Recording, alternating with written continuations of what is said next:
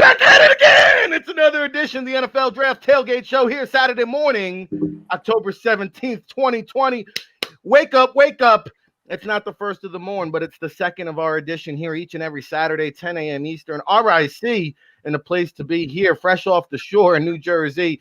Woo, I wish you could all be here with me to enjoy the peaceful and relaxation. But now it's showtime. It's showtime. It's Saturday. College football. We won't stop talking about it. We won't stop being about it. It's what we do since 2002. Go check out NFLDraftBible.com. Go all access. Subscribe now. Get a free copy of Scout Speak book. We'll also donating 50% of all sales through today to the Red Cross hurricane relief. We've got a lot of games on tap. It's your new college football pregame show with an NFL draft slant, baby. So let's get right into it. Of course, Ric Serritella here, joined by the NFL Draft Bible Scouting Director. We have Ryan Roberts from top to bottom. Ryan, of course, in New Jersey, got to represent the love and the pride. Moving over to the West Coast, Tempe, Arizona style. DT, are you with me? Good morning, brother. Good morning. And, of course, my host each and every morning on the State of Football, weekdays, 9 a.m. Eastern, John Murphy. Down in Louisiana, catching some of that tailgate yesterday with that crazy Tulane game. And we'll talk some of the games from last night, BYU, Ryan's take on the quarterback there. But we begin with the big matchup of the day.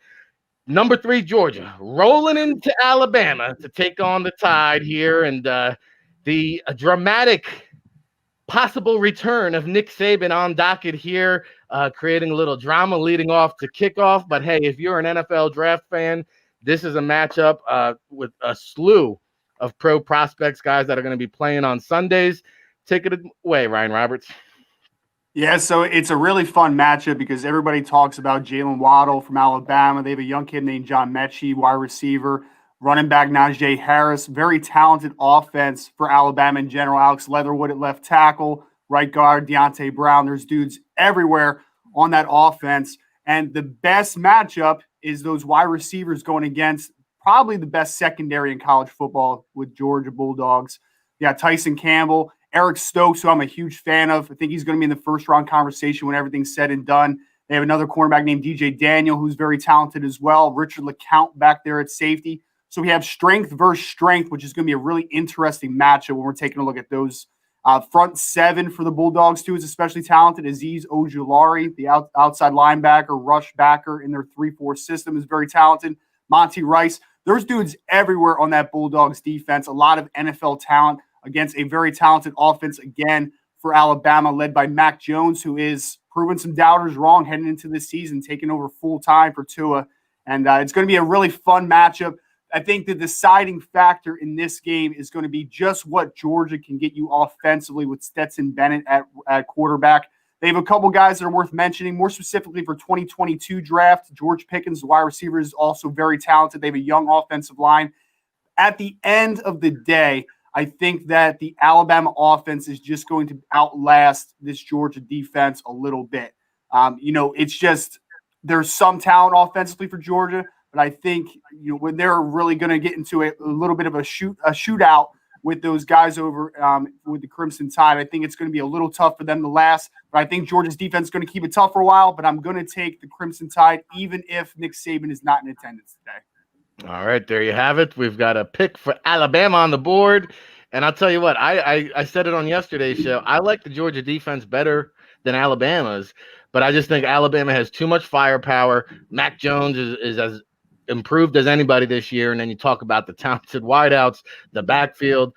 Enough is enough. I think it's too much. Of course, Zamir White from the Georgia backfield there, the running back we're keeping an eye on. And, is anybody on the panel choosing the Bulldogs? Anybody got Georgia here today? They've been so close. No? Any takers? No takers. It's unanimous, baby.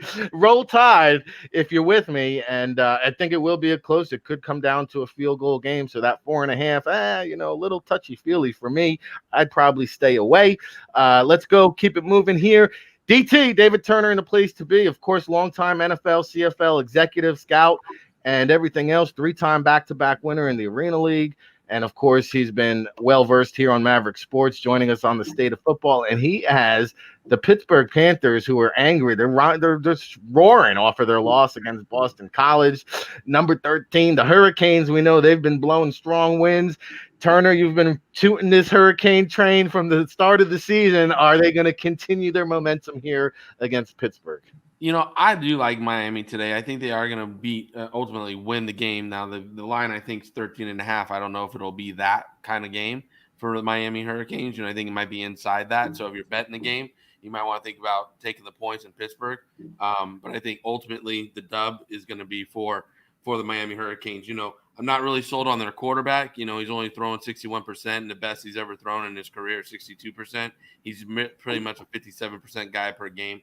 So, they really need to have the game more in hand when it comes to the running game. You got to get Cameron Harris running the ball really well, and, you got to be able to play action pass and do that kind of thing, because Cameron Harris now, he's averaging 6.8 yards a carry, and he's got 5 rushing TDs already. So, for me, if the Hurricanes really dominate the game, it's going to be because Harris takes over and the run game really pounds the Pittsburgh defense into submission. Now, talking about the Pittsburgh defense, I mean, they got some good players like Paris Ford. He's, this guy's got 17 tackles, 2 PBUs, and 2 interceptions already. He's a guy that I know Ryan really likes, and he's a guy that, possibly could be up in the first, second day of the draft, probably second, third, top, I'd say 2 to 4, somewhere in there. So, and then Pat Jones, he had a 3-sack game last week. He's got 7 on the season, 6 of them being, assists. But still, he's a good defensive player on Pittsburgh. Pickett, the quarterback for Pittsburgh, again, another 60% thrower. He's already got 3 interceptions this year. But the guy's rushed for 5 rushing touchdowns, and he's thrown for 8. So I think he keeps him in the game going up against the Hurricanes defense, which really, their will linebackers are leading sacker, Zach McLeod. So he only has 2 sacks on the year. So, that a front line has to really take over for Miami. They got to show up and dominate, kind of like what they did up in Louisville, when they played pretty well, right, Ryan? Right, Ryan. Okay. They did okay. So, for me, that's what I'm looking for in this game, is to see those matchups, those guys playing. But the one name I didn't mention that we should is Bevan Jordan, the tight end for the Hurricanes. He's got 18 receptions already. He's a top player. He's a PPPer. He's a guy that's going to wind up playing on Sundays. Yeah, Brevin Jordan in the mold of a Jordan Reed type of prospect at the next level. I think both of these quarterbacks are going to be in the conversation when you're talking about Kenny Pickett over at Pitt and De'Aaron King. I guess it's still to be determined whether he'll be a QB or a wide receiver convert. I will tell you this. Kenny Pickett's a slinger now. I think he throws the ball downfield more than any quarterback in college football when you talk about length of the ball traveled and long passes being thrown. That's Kenny Pickett. I had a chance to see Pittsburgh live in person last year. That defense is something to mess with. Paris Ford, as you mentioned, really good looking player, but don't sleep on DeMar Hamlin. Also, I think he's in that day 3 range, struggled with some injuries. Really a good-looking player. I thought he was the best draft-eligible player when I saw them a year ago. Paris Ford was just a sophomore. I do think he declares potential top 100 pick right there. And that bookend duo on the defensive end for the Panthers. I think, this game is closer than you think. I wouldn't be surprised if Pittsburgh pulls it off, but I think Miami, takes this one here. Ryan, I see you going the other way. Pittsburgh bouncing back, going over the Hurricanes. Absolutely, man. And DT is going to call me a hater. It's all good, man. It's all good. I will say, hate the Hurricanes. I do not hate the Hurricanes. I do not hate the Hurricanes. It's a complete lie. You're making me sound bad on live you right now. Them. DT, do we have a mute button? Can Sam mute him real quick? That's a great option. That's a good feature we should add to the show. It is. On Zoom, you can mute people. I want to mute people. I want to mute DT right now so I can say, coming off of a disastrous loss last week, sometimes you see a nice rebound. I say Miami Hurricanes, the sail are fully down this week, and they get upset in a close one against the Pitt Panthers and that tough defense. Low-scoring game, more low-scoring than you think. Yeah, it wouldn't surprise me, Murphy. You got a tiebreaker here? Now we're gonna turn the camera off now on John. Johnny's going with the U. All right. Well, hey, that game is going to be close. The next one, not so close. We talked about it on yesterday's show.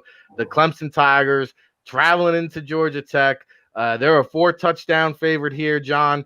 I know we discussed it yesterday. Let's recap it for the listening audience at home today. Yeah, I said I think I have Georgia winning the coin toss. After that, it's all downhill from there. The thing that Georgia Tech does has going for them is anybody by the name of Jeff. Okay, that's where they got it over the Clemson Tigers.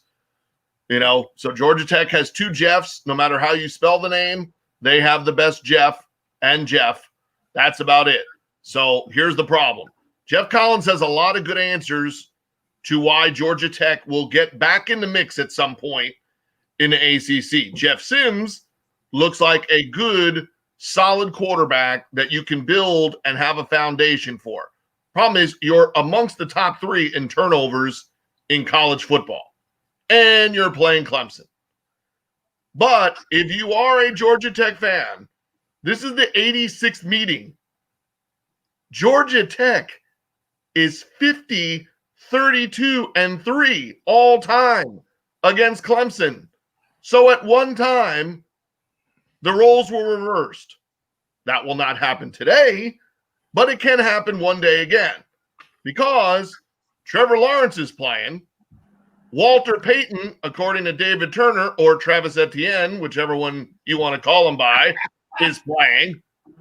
And if you want to then look to the 2024-25 draft, Brian Beasley and Miles Murphy are 2 of the best freshman defensive linemen, and they rotate.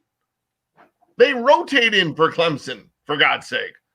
So that's the problem, is that you don't really have another area other than the Jeffs that Georgia Tech can lean on, other than Clemson special teams unit. When they're playing against better opponents, they better clean some of that up, a little bit. I think that's an area that would be concerning if you play a team with a high level, returner or some weapons that can be used on special teams. Clemson, you want to kind of clean that up for the long haul. 28? Is that the 28 for the first half? Last year, 52-14.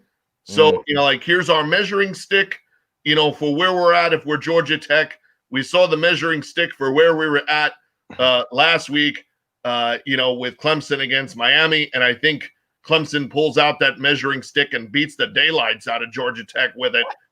So it could be 28. You probably could ask me if I'd give you 38.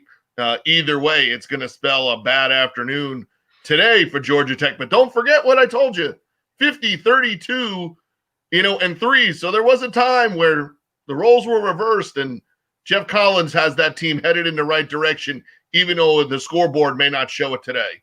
Yeah, something to feel good about in the pregame locker room speech. Then it's all downhill from there. I'll tell you, that guy Murphy, though, what a monster that kid is. I mean, I wouldn't be surprised. You want a hot take? I wouldn't be surprised if he's competing to be the number 1 pick 3 years from now. He is that talented. Clemson at Georgia. It's the pedigree of the genes. I'll tell you, It's the power of the last name. Is it? Oh, yeah, Murphy. Hey, there you go. I see what you did there. Hey, I'm a little slow here on the NFL Draft Tailgate Show, brought to you by NFL Draft. News either. NFLDraftBible.com, the leading authority on the NFL Draft since 2002. It's what we do.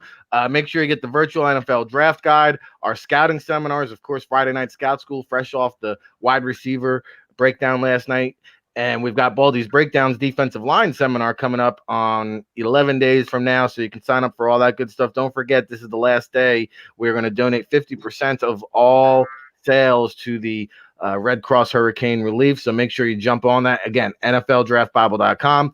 We're live here in YouTube, Periscope, Facebook, Twitter, at NFL Draft Bible. drop us a line, ask us a question. We love to be interactive here, so we appreciate all the love and support. People still waking up here. I'm waiting for you to jump into the chat room. Drop us a line, man. Give me some company here. I'm hanging out with some of the best in the game: Ryan Roberts, David Turner, and John Murphy. Let's see. Louisville still trying to find their identity this season, traveling into Notre Dame, sitting at number 4, Ryan, who, if they continue to win like this, they are going to be clearly in that college football playoff picture. But, the head coach there at Louisville always has his team ready. Any chance Louisville knocks off your boys?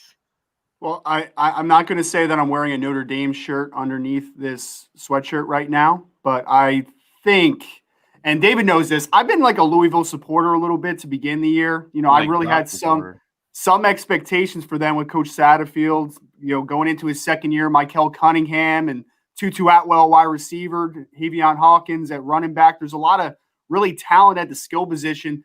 That defense, though, for Louisville specifically, is bad. Like, it's very, very bad. We were taken into a game against Notre Dame, where Notre Dame has one of the most talented offensive lines in football. Liam Eichenberg, NFL prospect at left tackle, Tommy Kramer at right guard. The left guard, I'm telling you, Aaron Banks, man, that dude is good. He is very, very good football player. And then Jared Patterson's the young buck at center.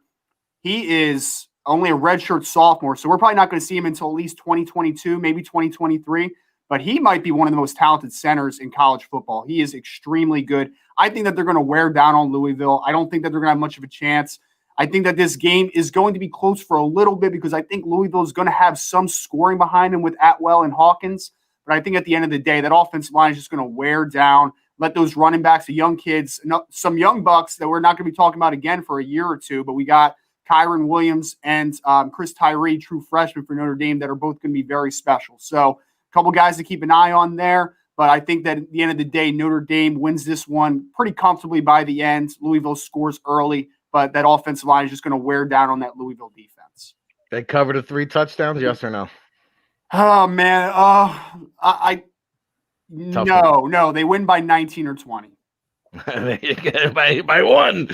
Well, I think Notre Dame, again, I think they just pull it out here. It might be competitive for a half. Louisville does have some playmakers at the wide receiver position with Pt.II Atwell, Des Fitzpatrick, joystick in the backfield. I think they'll make a handful of plays. I just think Notre Dame's too talented, too deep.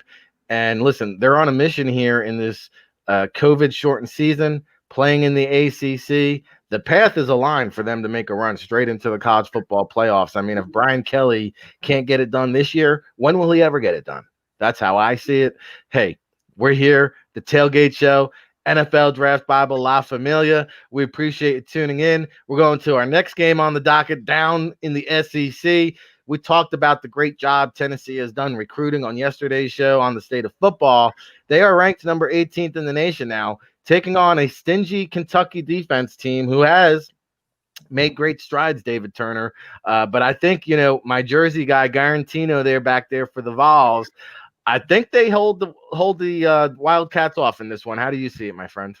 No, I think you're right on pace with that. I mean, Garantino is having a good season. I really like what's being built there, at Tennessee. I think they're going to be, I think when you talk about Tennessee football, it's on the rise. It's on its way back. We're going to see some good football next year and the year after. But again, this is a team that's 2-1. Their only loss came from the hands of Georgia. So it's not like, they're not cooking well up in Tennessee right now. You got a veteran defensive line with Butler, Solomon, Johnson, and Bumpus. And Johnson already has 3.5 sacks. So, I mean, that and their back end now, there's a lot of young back end guys, sophomores, juniors at the back end. But that front 7, a lot of good leadership. Their leading tackler, love this kid's name, Toto Henry, 23 tackles already. He's their will linebacker. He's a guy that I think flies sideline to sideline, plays with his hair on fire. So it's a guy I like to watch when he's playing defense. On the other side of the Kentucky, Terry Wilson, their senior quarterback, transfer from Oregon. He's having a nice year, putting up some numbers. I just don't know if he has the solid weapons around him. Josh Alley is their top receiver. He's a 6-foot guy, about 193. He's 18 he has 18 catches for 208, but no touchdowns. I just don't think there's enough gas in that tank to compete with Tennessee. Tennessee's a team that I think is gonna rebound well off their loss to Georgia here. You're gonna see them score a lot of points, and it's gonna go in the Vols' favor. Yeah, I think, Tennessee is top 10 bound. I think when it's all said and done, this is a program ascending on the rise. I'm also keeping tabs on that running back there for Kentucky, Rose, I believe. He is on the radar. The NFLPA Bowl and All-Star games will be watching him closely. I'm waiting for him to kind of have that big signature game this season. I don't think he's had it yet. So another classic showdown. The SEC has been hot and heavy early on. It's been a lot of fun to watch. And that leads us into our next game, John, because, we didn't talk about it during the week, but Mike Leach, for the first time in his career, held scoreless in a game. So much for shredding the SEC with that air raid attack. And they get, a Texas A&M team that's coming in here with a lot of momentum, ranked number 11 in the country. Break it all down for us, Murph, man. Yeah, I mean, we saw there was a certain point of last week where Texas was on the rebound, looking like they were coming back against Oklahoma, and Texas A&M looked like they were going to take another signature Texas A&M loss. And by the end of the day, A&M had a victory, and the University of Texas had a loss. But now we want to see Kellen Mond. Can you go from last week and what you did, and you played well down the stretch, and you had the momentum to get them in the end zone and win that game on the road? Biggest win for A&M under Jimbo Fisher, clearly biggest win for Kellen Mond. You have to keep now doing this for a stretch of games to get yourself in the mix to be considered a real prospect. To me, it's still to be determined where he's at. Now, it's not like any of these senior quarterbacks are jumping off the page, to begin with. But for him, he has a real legitimate shot now to prove that last week was no fluke. We saw some of the stuff, like everybody got excited, I think, week one by what you saw and the large number of yards, but you saw issues with Mississippi State in that game against an undermanned, with the things that happened at the finish line there before the game for LSU. He had 3 turnovers, could have had a 4th. In terms of 3 interceptions, and there was a 4th one, that got overturned on the field. So the turnovers were already there. Not making any use of Kylan Hill. So we've heard Mike Leach say that there's some guys with bad attitudes, non-believers, that he's ready to make walk the plank. Well, Kylan Hill and his family might be one of the ones that are trying to make Coach Leach walk the plank, because you promised 2,000 yards. Unless Mississippi State's going to play 1,700 games this year, you're not getting to 2,000 yards if your guy's getting 30 yards a week, right? So the bottom line is you cannot play that style, against, better opponents. And I think quickly you've learned that, hey, this isn't the Pac-12, right? There's no easy outs. There's no easy games in this scenario. Do they score 2? I think they can get, a little better than 2 against Texas A&M. Can it be a contest? Only if, Texas A&M doesn't rally and tackle, doesn't play sound offensively like they did last week. But besides the weapons, that they saw in the first week, which was a little Kylan Hill, KJ Costello doing his thing, throwing it 70 times basically, Osiris Mitchell going off on LSU, that were moving around their secondary parts. Really, you just got to stay in your lanes, rally to make the tackle, and don't give them the big play. And all of a sudden, Mississippi State has no answer. And on the flip side, Marquis Spencer, good player, can generate a pass rush for Mississippi State. For A&M, though, Ira Spiller's another guy that jumps off the page when you watch him. And I'm not sure Mississippi State would have an answer if Texas A&M just tried to do what they did the first couple of weeks when Kellen Mond was sort of playing just Kellen Mondish, and run the football a bunch on them, because then you're limiting how many times Mississippi State has the ball, limit the number of plays they run. And A&M on defense, Buddy Johnson, he has a shot to be a late round PFA. Doesn't do anything outstanding, but he is a converted running back who could run a high 4.6, mid 4.6 time that might now get some people's attention, when he gets a chance to work out for scouts. I think A&M has enough, firepower, here to win the game. You're when you hear non-believer, that kind of the stuff, I don't know if that works, right? I don't know if Mike Leach has enough traction with this group of players yet, to do the things that he's done in other places, that it has worked. You are able to whip guys into shape when you have a little more credibility with them. We'll see how much that LSU win has earned the respect of these players, because saying some of the things he said last week can turn a season sour pretty quickly.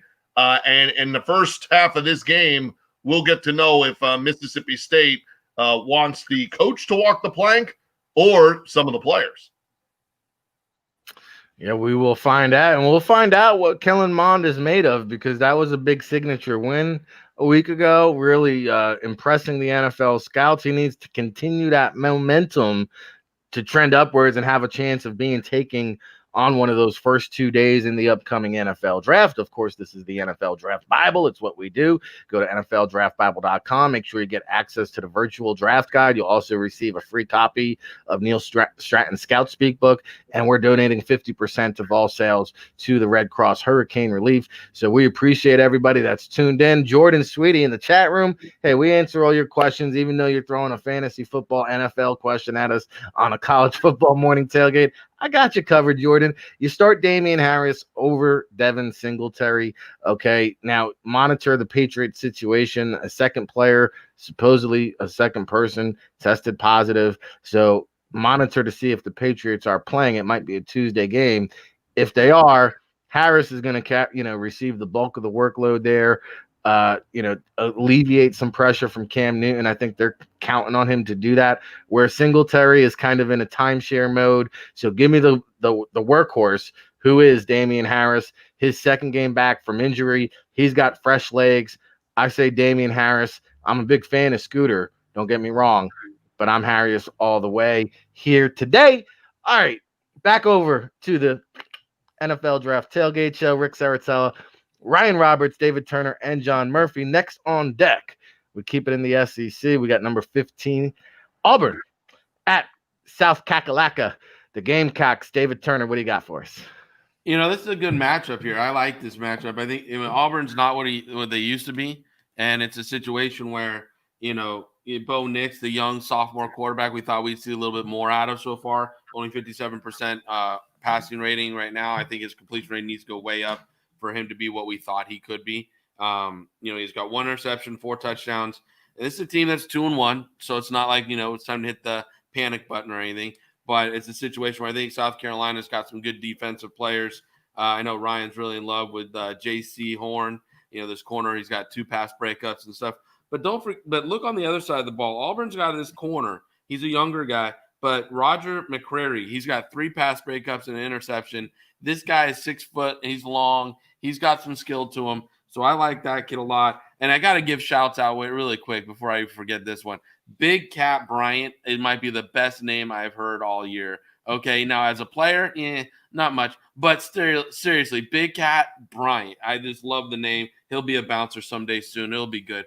But, for me, Anthony Schwartz, the wide receiver for Auburn's leading the way with 21 receptions and 197 passing yards and a touchdown. I think Auburn's got a really young defense that needs to mature. Probably, by the couple more games, they'll start to turn the corner. South Carolina, their middle linebacker, Ernest Jones, he's got 16 solo tackles, really impressive downhill fill linebacker type guy. I like their quarterback too, Colin Hill. He's a transfer from Colorado State. I think the kid's got some talent. I don't know if it's going to be NFL or CFL talent, but I think he's a guy that's got talent, got some arm talent. So, and I like, again, on South Carolina, Kevin Harris, the running back. He's a young guy. He's a sophomore, but he's showing some really good run skills when he gets the ball in his hands. So you got a lot of people to watch here. Probably guys for a couple of years from now. You're looking more a loaded kind of teams, both these teams, 2021, 2022 style draft picks. But, it should be a good competitive game. I still feel that, Auburn wins the game, but it's going to be close. South Carolina can upset them really easily. Yeah, I think it's a trap game here. Don't be fooled by the rankings. These are 2 evenly matched foes. my boy, as Ryan likes to put it in the private chat here, Bo Nix. Hey, I had a lot of expectations for Bo Nix coming into the season, but you know what? Now he's got a big old bullseye on his back. He's a target now because he's looking like just a guy. And here he is against a South Carolina secondary now, where he has a chance to recoup some of his draft stock. Now, he won't be draft eligible until 2022, but we had eyes on you, Bo Nix. What happened, Bo? Bo. Come on, Bo. The state of football here on the NFL Draft Bible. We are moving and grooving, man. Woo! Halfway down, halfway to go. Ryan Roberts, I think you're on deck here. We've got Boston College at Virginia Tech. Of course, I'm all about that Northeast football, so this is going to be a game I have circled that I'll be paying attention to. You know, we've talked about Hunter Long a lot, but, you know, the best prospect on this team might be that offensive not the offensive line that you broke down so well last week, but that wide receiver, the sophomore there. I think this guy is as talented as any player on the roster. And boy, oh boy, I mean, he was just like having a party behind the secondary, getting behind that defense all week long, all the game long last week. The Hokies, we talked about them with Big Law yesterday. I actually picked the Eagles to upset Virginia Tech here, who is still ranked number 23, despite that loss to North Carolina a week ago. Preview and prediction, Ryan. Yeah, it's a little tough because I haven't seen what the updated numbers are of Virginia Tech as far as the COVID cases. I think they were down 15 last week after being down 21 the week before. So they're not playing at full strength and full depth there. You know, we keep talking about Khalil Herbert, though, man, for Virginia Tech. That's my dude. He's a very talented running back. I think he's a mid-round guy that's really going to start gaining more and more attention as the season goes on. Another 120-plus last week. Had a really nice game against North Carolina. Obviously, they came up short. The depth just isn't there right now. They were kind of rotating quarterbacks a little bit between Hockman and Hendon Hooker coming in there. So they need to figure out and right the quarterback position to really figure that out. Offensive line-wise for Virginia Tech, very talented up front. Christian Darrisaw, left tackle. They have Brock Hoffman at center, who's very talented as well. The right tackle, I forget his name, but he's a very talented player who came in as a defensive line recruit. So offensive line is very strong, Virginia Tech, which I think they're going to be able to give Boston College a little bit of problems, despite Boston College having a pretty solid defense. And Rick, like you said, you know, Zay Flowers, a wide receiver from Boston College, is a really nice player, has a lot of athleticism to him. He gets on top of defenders very easily. Hunter Long, man, I talk about him every week. The staff up there was not lying to us. That kid is special. And then I can't end a week without talking about Phil Drakovic, the quarterback from Boston College. That's my boy, man. He's going to start his second year. He's redshirt sophomore. That Bo Nix is Rick's boy. Phil Dracovic's my boy. Only a redshirt sophomore, so we probably won't see him until 2022 at the earliest. But I think that he really has the talent to really start ascending in what looks like a very good 2022 quarterback class. I'm going to take Boston College today, just with some variables that are unforeseen. I don't know what the numbers are, Virginia Tech. I don't know what the depth's going to look like. I'm going to take Phil Drakovic. I'm going to keep riding with the Eagles after a nice victory last week against Pittsburgh. Yeah, I'm right there with you, Ryan. I actually think, you know, they're the best bet of the day. They're getting 12 or 13 points too. I think they went outright all over Boston College today. North Carolina, who defeated those Hokies last week, as we mentioned, they travel into Florida State. We talked about this one could be Bubba Sparks kind of ugly. I think North Carolina is going to romp all over the Seminoles. Oh, yeah, baby. David Turner, there's my Nelly Furtado. All right, John, what do you got for us here with the Tar Heels and Seminoles? Yeah, we mentioned it. Mac Brown is in full effect. His recruiting has led to now, you know, what's happening on the field. And we mentioned it. Sam Howell originally signed with Florida State and is now playing for North Carolina against Florida State.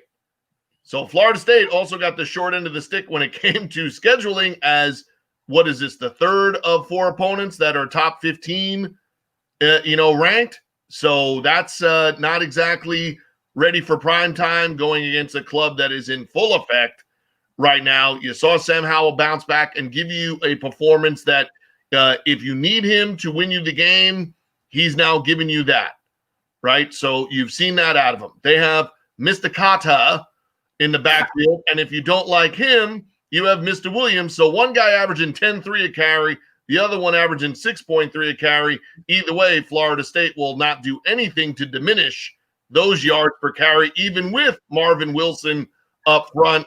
So in all likelihood, Mr. Williams will get a fair share of these second half carries when the game is out of reach. And by next week could be up to 7.5 yards a touch. So that's not a good sign, for anyone. And then when you look, the thing that North Carolina has is, some of the offensive players, you have Carter, who's a senior, but boy, you start looking, that class of sophomore and junior, is thoroughly impressive. A lot of their defensive players, not named Chaz Surratt, are in that freshman, sophomore, junior class. And you have Howell past your season. The biggest thing after this, however this plays out this year for North Carolina, will be for them to re-recruit back in and keep some of their junior guys from declaring. And if they do, North Carolina next year, with or without Notre Dame staying in the ACC, next year could be a year that, if you want to challenge Clemson, next year could be the year that North Carolina, when Clemson loses a couple of guys and North Carolina's guys are then majority sophomore, junior, and senior, that could be the year that North Carolina really has a shot to do some stuff. Now, we've seen the quarterbacks. James Blackburn has played.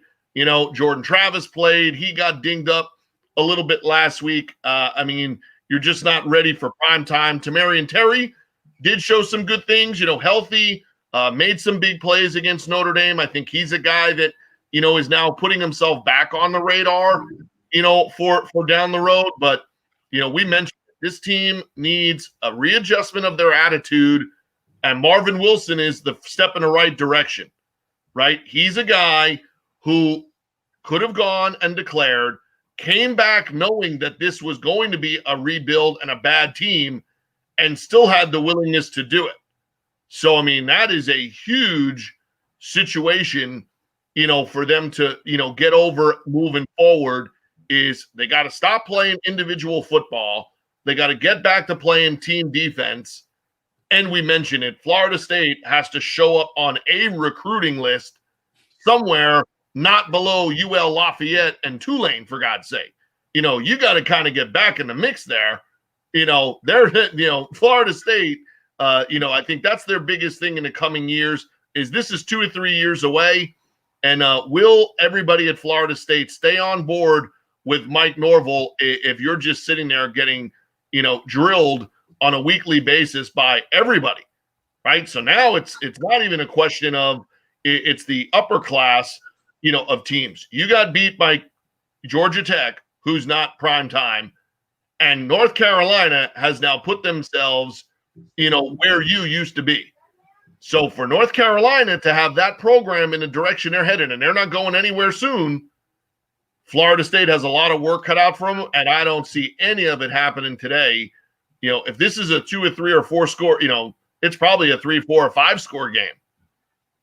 Yeah, I think North Carolina favored by 2 touchdowns, I believe it is. They'll have that covered by the halftime. So sit back, relax your feet, and kick off your shoes. Luckily for Clemson, they're spared of the Tar Heels this year, because I think it was a 1-point game last year. They were winning right there until the fourth quarter. That is North Carolina. So they will not meet Clemson this year. And I think, Clemson gets spared, maybe the toughest team in the ACC. I'll tell you what, I think I might even put North Carolina over Notre Dame, despite what the rankings are. They're that good. They're that talented. So we're, going to be keeping an eye on that game. I'm excited about that one. I want to see if Florida State can come out punching, and it seems like not going to happen. Not going to happen. And again, you got the gauge of a good coach, like a good chef. They can go to any pantry and make a good meal, right? But when you got this guy Norrell down in Florida State, he's just like, I got to recruit better. I got to get more players in here. It's like, win with what you got, buddy. Figure it out. Adapt your defense, adapt your offense, play a little bit more switch, man coverage stuff. they're not blitzing really well at all. They're not mixing up their blitzes on defense when I'm watching them. It's just not the Marvin Jones Florida State that we're used to, coming downhill and attacking defense. They're playing too. They're sitting back, letting the offense dictate too much to them. And then on offense, again, where's a good run game? Like if you're struggling on offense, pound the football, right, guys? That's what we've all learned. You pound the football. Where's their run game? Okay.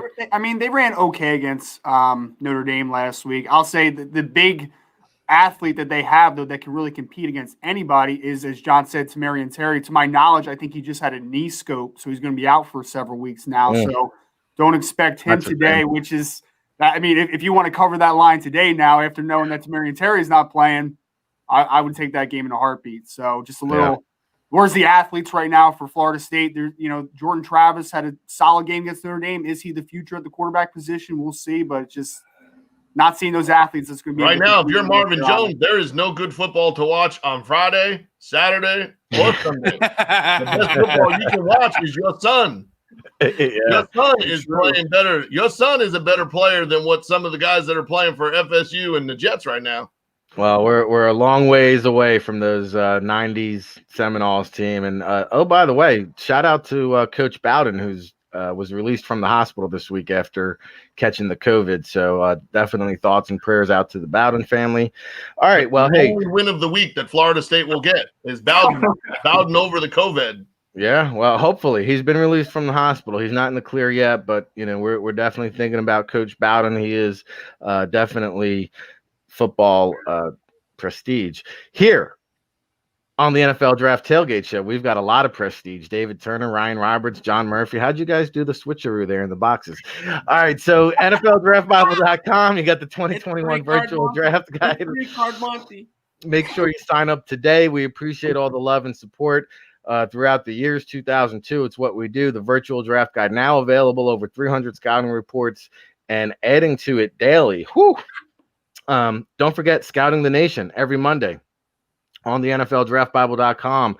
We're hitting you with all the weekend recap, right? We're previewing it today. On Monday, we recap all the players, the rises, the sliders, the surprises, who's injured, who's hot, who's not. I saw this morning 4 more players from Northwestern opt out, Ryan. And, we had a chance to talk to Cody, I think, who is probably, arguably the best pro liaison in college football there. And, Aiden Smith, one of the players opting out now, I think really clearing the way for Peyton Ramsey to take over there at quarterback, the Indiana grad. They also have the Clemson transfer, Hunter Johnson.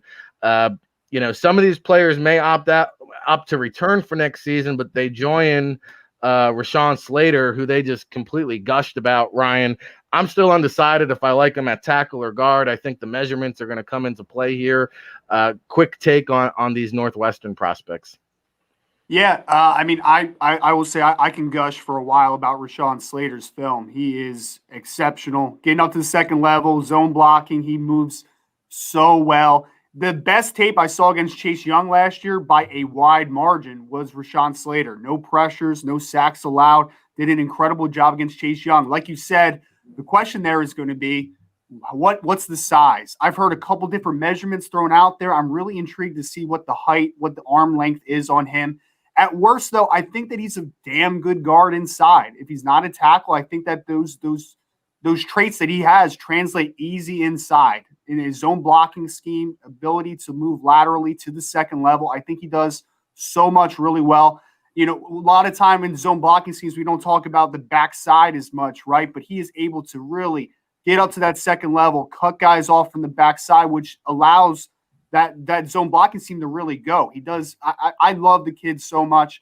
He is one of my favorite watches so far this past off season. So I'm excited to see Rashawn again. I have high regard for his game. Late first, second round conversation. I think it's very safe to assume in that situation. Obviously, that depends on where can he slot positionally. What's the value from the positional perspective of everything? Can he play left tackle? We'll see if what the measurements again lend itself to being. But he is easily the best Northwestern prospect in general. Patty Fisher's been a guy that's been on the radar for a few years. just hasn't seemed to take that next step at any point. Like when he was a redshirt freshman, he looked like he was going to be the next big thing, and then just seems like he's just the same guy. Yeah, he just plateaued. He hit his peak, and he's just been that guy. Now that guy is still a rosterable player, but smart, cerebral, yeah. Absolutely, but he's not the day 2 guy that at one point we thought maybe he could potentially be. He's that day 3 linebacker that's smart, heady, can contribute on special teams. He's definitely going to make a roster. I just don't think there's much upside. Those are a couple of the guys. They have, some other guys to keep an eye on for the most part, Rashawn Slater, Patty Fisher, and then they have Ernest Brown at defensive end who's worth a look. I think he's going to be a better fit in an odd man front. Maybe as a 5 tech. He's 6'5", 270 plus pounds. I think he's just a little bulk away from really being able to be an asset on odd man fronts. I don't think that he's a true defensive end in a 4-man front all the time. I don't think he's incredibly flexible. I think that he lacks some athletic traits, but just a couple of the guys, obviously led by Rashawn Slater as the premier guy for Northwestern. Well, listen, talent-wise, I'm right there with you. Slater plays like a first-round pick, but if he was an inch taller, I'd say he's a lock. We don't know. I mean, he's right around 6'3". He could be under, he could be over.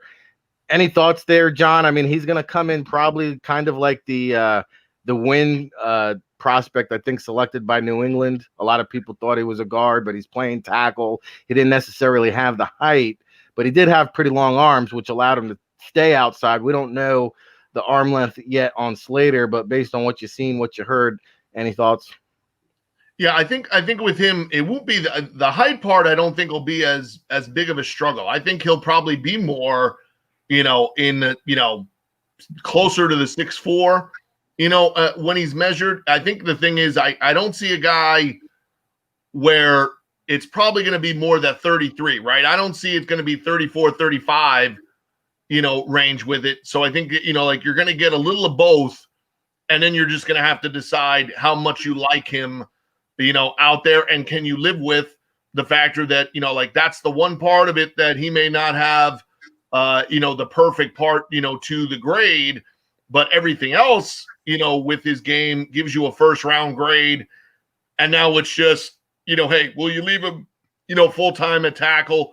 Could he start his career at guard and swing out to tackle, over time, as a team develops him, but, the ability to play against high-level pass rushers at the NFL level and have that elite athleticism to match up like that and know that no matter what we use as a blocking scheme, that kid has the footwork to match up on a weekly basis. If you're in a division, if you stay right at home, there in Chicago and play in that division, any of those clubs, that have those type of outside pass rushers like they all do, going against a Danielle Hunter, going against, a Zay Davis, going against, Khalil Mack and guys like that. He has that athletic ability to play against those guys on the regular. And at least, like Ryan Roberts said, hey, that was at least a draw, if not a plus for him versus Chase Young. And that's what you're going to see on a weekly basis in the NFL, right? There's no weeks off. There's no Maryland's, when you're playing in the NFL. So you don't get any weeks off there. So I think he's a guy that definitely carries a first-round grade. I wouldn't be so worried about his height. I think he'll be closer to, if we were doing over-under, I'll take the over. I think he's probably closer to 6'4". Interesting. All right. Well, there you have it. Other news coming down the wire this week, the Senior Bowl in full throttle, getting off the to the races with their invites, David. We already saw one small school offensive tackle with the Dylan Ray Duns guy, and now a second small school guy in Spencer Brown, Northern Iowa. Oh, by the way, Ryan loves this guy. Well, and well, make sure you tune in. We had the FCS Spotlight special featuring Spencer Brown that Ryan Roberts hosted, along with the D2 Spotlight show and the HBCU Spotlight show just this past week. You can watch all of those on the All Access Football Network on YouTube. If you're watching live right here, it's on our channel. But, David, I think the North Dakota State kid came into the season with the hype. I don't know. Scouts I'm talking to, like the Northern Iowa kid, even more so. Clearly a huge opportunity here for both of these guys. We saw just 6 FCS tackles or FCS players taken a year ago. How high can these two tackles go?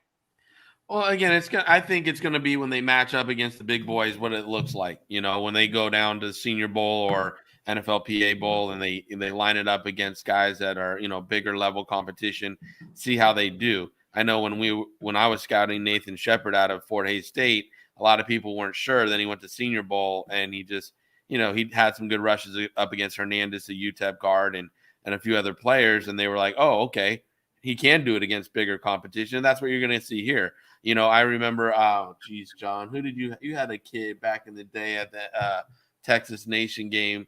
His name's eluding me, but he played forever at the Green Bay Packers. Played all 5 positions on the offensive line down there at like Shaw University or something like that. Crap. Now it's going to bug the hell out of me. You'll remember him eventually. But I saw a kid, he was a small school guard. He played guard, center, tackle. We could throw him in anywhere in a pinch. The Packers had him at offensive line. I think he just retired last year or something. But he was a guy that, lasted forever. And was that Bushrod? Jermon Bushrod? Bushrod?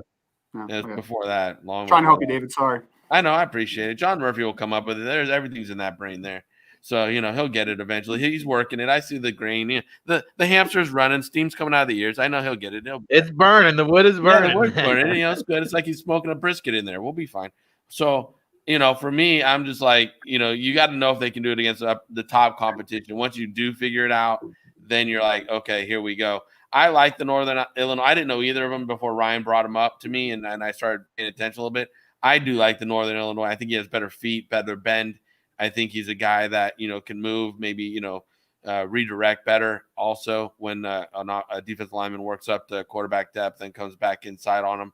He can redirect and then sustain better and mirror. So for me, I see more of a polished game right now with the Northern Illinois guy. The other guy, I think, you might get a project that pans out, like a Jason Peters or something a year into it. And then you got a really guy, but you got to invest in him a little bit more than I think Brown. Yeah, and I hope Jim Nagy does the right thing and invites his teammate there at Northern Iowa, the Ellerson Smith kid. I think he deserves to be at the Senior Bowl as well. Quick hits on last night's game as we wrap things up. Ryan, I know you were eagerly anticipating the BYU quarterback. 22 unanswered points there in the fourth quarter. They topple Houston 43-26, but this was a close game up until that fourth quarter. But BYU, they continue to romp and stomp up the rankings here. But thoughts and impressions from the quarterback? I didn't catch much of the game, to be honest. He's a guy that has been firmly on my list and my radar. I've been trying to really get eyes on him because I took a look at 3 games from 2019, and I mean, very honestly, I did not see it. I know he was dealing with some injuries and some turnover as far as on the skill positions for BYU. So obviously, it's a clean slate moving into 2020. We're obviously going to use that knowledge we have going into 2020 to see where he's improved in his game. But I haven't seen enough of him to really have an opinion off of, besides for one game live and highlights. So I'm eagerly awaiting being able to see him because now people are talking about him. Hey, he's a top 5 quarterback in the class. He's a top 3 quarterback in the class. We saw whose list went viral last night where they had him at like the 2nd or 3rd ranked quarterback in the class. Former Houston quarterback. Andre Ware. Andre Ware, there we go. Yeah, he was gushing about him. Yeah, I mean, if you listen to Ware last night, he's a first-round guy. I mean, he basically called him like the smartest quarterback he's ever come across. That's crazy. Unbelievable, coming from an Andre Ware. Go ahead, David. I was scouting BYU when this kid was a freshman, so I've kind of being on the West Coast. I see more of their games than you guys probably do, out there. So for me, I've seen a great, maturity in his game growing because when he was a freshman, he came in, he took over for Tanner. He really just Tanner Magnum. Sorry, he just kind of was an athlete out there running around and surviving on his athletic ability. Now I see more of his ability to read the defense, make smart throws. He's got a much better progression of his game. Is he a top 5 quarterback in this draft? No. And I think, people are hyping up the production like you would see in the old days where they'd hype up production in Hawaii's offense style of players. I think they're hyping up the production to be there. I think his measurables aren't going to be where you want him to be. You know, I don't think he's going to have the ideal measurables. Now, again, I know Rick's boy, Kyler Murray, is a midget too. So, you know, and he's making it happen out here in Arizona. But I'm just saying, like, for me, I don't know when all the information comes back and everything gets put together, if he's going to wind up being a top 5 quarterback. I can see him again. I can see him in a top 10 quarterback conversation for sure. And right now, I could see him between round 3 and 5. Does he make it into the second round because of the lack of height? I don't know if he has the ideal arm strength and certain things that need to still be panned out and figured out. So I don't see that. I can see 3 through 5 right now, but, you know, obviously not all the information's in to make the decision yet. I mean, he's been extremely accurate, completing nearly 80% of his passes, over 12 yards per attempt, 1,600 plus passing yards through 5 games. I know, but the one thing, Rick, they throw a lot of screens. No doubt. No, I'm just saying, like, that yards per average is padded. And again, I'm not trying to murder the kid here because he's very accurate. Okay, very accurate. But again, and he's a modern day Steve Young. Throw it to Jerry Rice and John Taylor for a 3-yard slant and let them run 80 yards. I got you. Exactly. And there's nothing wrong with that. It's called production and winning. Yeah, so it's fine. He's lighting up the scoreboard there. He continues to rise up draft boards, and hey, you know, all the praise that Andre Ware had for him last night, you've got to at least pay attention to him. We'll continue to monitor him throughout the season. And then, you know, John, you took in a good one yesterday, man. SMU, 17th in the nation, eking out the overtime victory against the Green Wave there of Tulane. Yeah, so no fans still allowed there, you know, but it would have been an exciting opportunity to see how the momentum swings in that game would have gone, you know, had there been a fan base in attendance. A couple of things you notice there. One is that they have that situation at Tulane completely headed in the right direction. Those kids are jacked up. They're rooting for each other. Their upperclassmen are coming over when a guy has a bad play. Their upperclassmen are the ones going and talking to the players. Even at the end, when you knew that it was kind of a foregone conclusion that this kid was going to kick a 30-yard field goal to beat them, you know, all their guys are down there at the 20-yard line, giving as much support to their teammates as possible. Now you got to start winning some of those games, you know, in those scenarios. But, you know, what I saw out of Buechele is he's a good college quarterback, but it's nothing that you can take and just put a stamp on it for the next level. He is a kind of a heart and soul, good and tangible type guy. You saw him on a couple of run plays, run behind the running back or jump out there, you know, on a screen and go try to hit somebody. You know, at the end when they're kind of pushing the pile, he runs right in there and isn't afraid to throw his nose, you know, in there to get dirty. But it was a windy night. It was, kind of unexpectedly a little colder than people thought, you know, for that game. And the wind kind of carouseled around and he kind of sprayed the ball around at times. There were definitely a lot more throws and opportunities there. And really, the guys that came out of it impressing me is they have 2 younger players. Daniel Gray, number 5, a super JUCO receiver. He's got a ton of athletic ability, for the long haul. A little running back, Ulysses Bentley. I think he got dinged at the end of the game, you know, but he runs hard between the tackles for a guy who's all of 5'8", 200 plus pounds. And on the Tulane side, Patrick Johnson's a good football player. The question will be, he looks more like on the smaller side of 6'2", so he's not a pure DN. Will he have the foot speed and lateral ability as a 3-4 backer? Is he more of a situational player? But he can play in the NFL on a regular basis. Cameron Samples does some good things as a combo pass rusher, late PFA type, but they've had some guys like that, that have worked their way in, to things. And then Larry Brooks as a junior, safety and special teamer. He's a guy that I think, can continue to improve, in the coming year. But that's a program that's on the rise. And, I think they're headed in the right direction, which would be exciting. They can get a number of local prospects to go there because it is the Stanford of the South, as they like to say. And you just have to look back.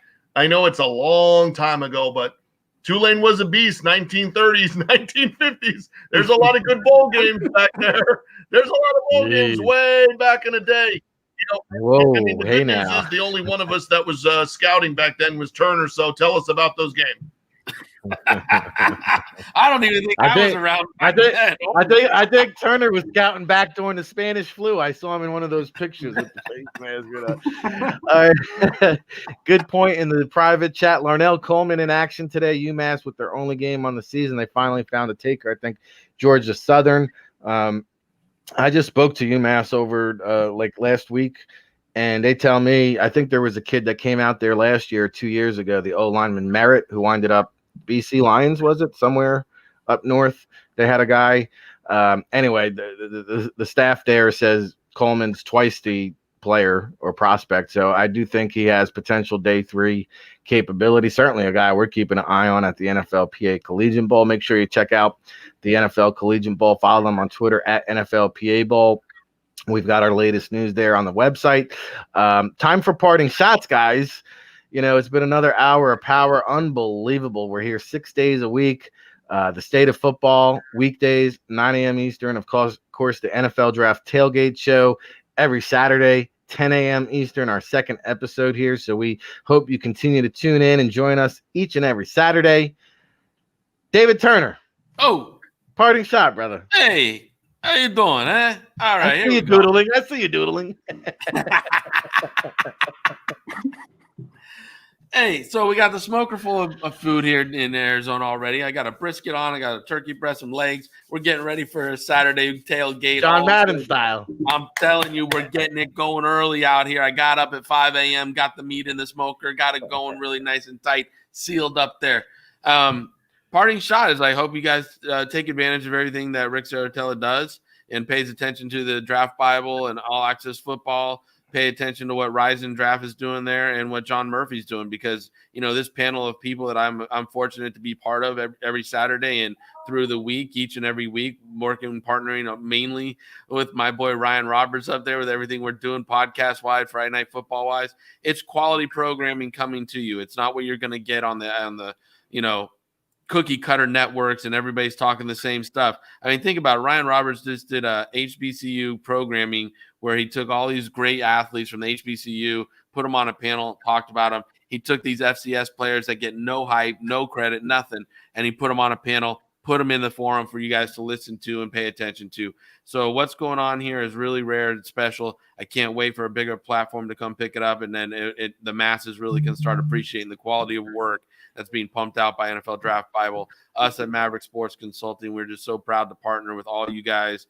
And, you know, the friendships that are growing are just amazing, but also the partnerships in business it's just second to none. So I thank you guys for allowing me to be part of your Saturday and every day that we spend together. I'll echo all of that. And by the way, Maverick Sports Consulting has the seminar, the free seminars coming up. One down. What's on deck? Next week we're talking about film breakdown. We're gonna break down a little film online, which I'm gonna probably need Ryan's help for. But I haven't told him yet. But that's how we do it. We just put it all out there today. Put it out there. But no, it's a free seminar coming up. We just got done. If you're an agent and you want to learn about how people rise and fall on the draft board, we just did that seminar on Thursday. You're welcome to reach out to us on Mav_sports. We can send you the link to the replay. You can go on, watch the replay. It was a great hour of us talking about how people rise and fall on the draft board, how we value players, and how to start building relationships with NFL teams prior to the draft. This week coming up is how we're going to break down film. Have you ever wanted to know how you're evaluated on film? If you're a player, a coach, a parent of a player, and you want to know how people are looking at your kid, this is how we're going to evaluate you. We're going to spend an hour of showing you all the positions and how to evaluate them a little bit. Yeah, MaverickSportsConsulting.com, providing huge value in the marketplace. Kudos to David Turner and his staff there. They do a great job, of course, with Ryan Roberts, the Mav Sports Take podcast, Friday Night Scout School. Ryan Roberts, he's like can't stop, won't stop, cranking in the film room, just keeping the scouting reports turning. Of course, the 2021 virtual draft guide, Ryan's fingerprints all over that bad boy. Ryan, you've always got something percolating on the back burner. What's going on in your neck of the woods there in New Jersey?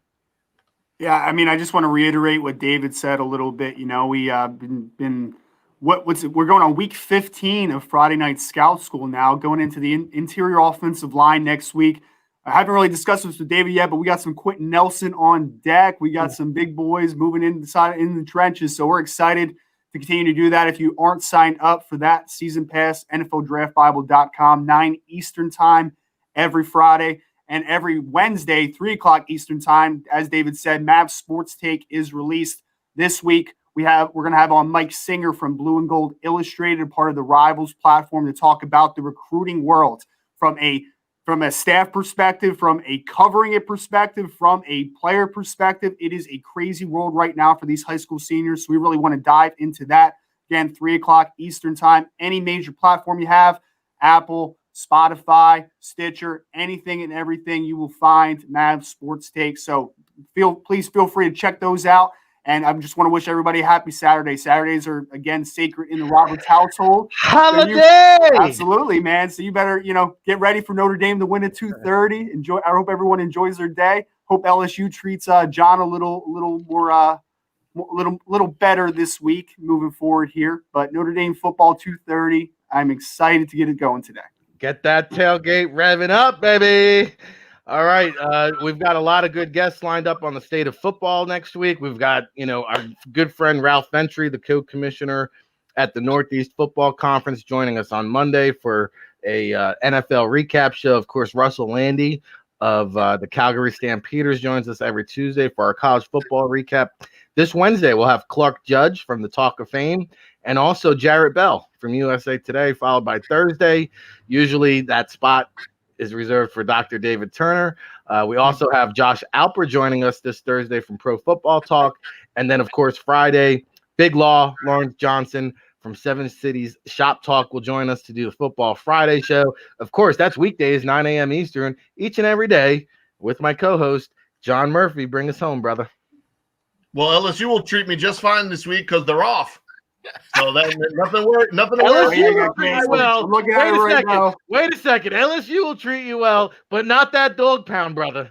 Because OBJ has been cleared, but the quarterbacks are kind of questionable now. I know they signed my boy Kyle Lauletta yesterday. Watch out. Kyle Lauletta. And you want to know something funny? They lose the quarterback to the Cowboys, then try to get Lauletta in, and because it's a road game, he cannot take the final COVID test of the week to get cleared. So if there is something wrong with Baker Mayfield, pre-game, during the game, it's only Case Keenum, and then you better have Terrell Pryor somewhere on the roster because they will only have 2, or in this case, 1.5 healthy quarterbacks. But Kevin Stefanski stuck with Case Keenum, gave him a contract. Case Keenum comes in tomorrow, gets him the W just like Andy Dalton did last week. Don't fear Rick hating on you, Browns. You've been down long enough. You've overcome more than Ric Serritella, for God's sake. Believe you get another W, and then we'll deal with the Cardinals on Monday night, Andy Dalton. We'll deal with his Cardinals come Monday. Yeah, and until Case Keenum says, "Who are these jolly green giants?" Oh, nice to meet you, T.J. Watt. Nice to meet you, Mr. Bud Dupree. Oh, hey, thank you, sir, very much. Can I have a hand up off the ground because I'm looking like a turtle here on my back all game long? Oh, by the way, speaking of COVID tests, Nick Saban passes his second COVID test negative, so one more before kickoff, and he'll be showing up like Sting at an old WWE show. He'll be coming through the curtain as the mystery tag team partner at the end, with or without the baseball bat. Probably no face paint for Nick, though. I don't think he'd get into face paint. Although if we could get him in a Lucha Libre mask, that would be quite. That would be an Alabama Lucha Libre mask. Would be a big old red mask with an A on it. That would be freaking tight. Woo! Where's Rey Mysterio when you need him? Hey, it's been a junkyard brawl here on the NFL Draft Tailgate Show for Ryan Roberts, David Turner, John Murphy. I am Ric Serritella. We'll catch you here next Saturday, 10 a.m. Eastern. See you Monday, everybody, for the